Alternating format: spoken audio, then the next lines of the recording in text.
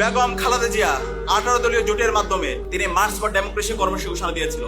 সেই March for ডেমোক্রেসির জন্য সারা দেশের মানুষ মুখিয়েছিল, সারা দেশের মানুষ ঢাকা অভিমুখে আসার জন্য সবাই প্রস্তুত ছিল। কিন্তু যখন Begum Khaleda Zia March for democracy কর্মসূচি ঘোষণা দিয়েছিল 29শে ডিসেম্বর, সেদিন বিএনপির নেতৃ পর্যায়ের মানুষরা সেদিন রাজপথে নামেনি। আমরা আশা করেছিলাম সেদিন বিএনপির ছাত্র দল, যুব দল এবং বিভিন্ন পর্যায়ে যারা আছে তারা রাজপথে নামবে এবং আমরা যারা মজলুমরা আছি সবাই একসাথে মিলে 18 দলীয় জোটে একসাথে রাজপথে নেমে আমরা এই খুনে হাসিনার পতন নিশ্চিত করব। কিন্তু সেদিন আমরা অবাক হয়েছি, বেগম খালেদা জিয়া তিনি নিজেই কষ্ট পেয়েছেন, তার ডাকে তার দলের নেতাকর্মীরা সেদিন রাজপথে নামেনি। কিন্তু আমরা দেখতে পেয়েছি ইসলামী ছাত্র শিবিরের সর্বপর্যায়ের নেতাকর্মীরা সেদিন রাজপথে নেমেছিল।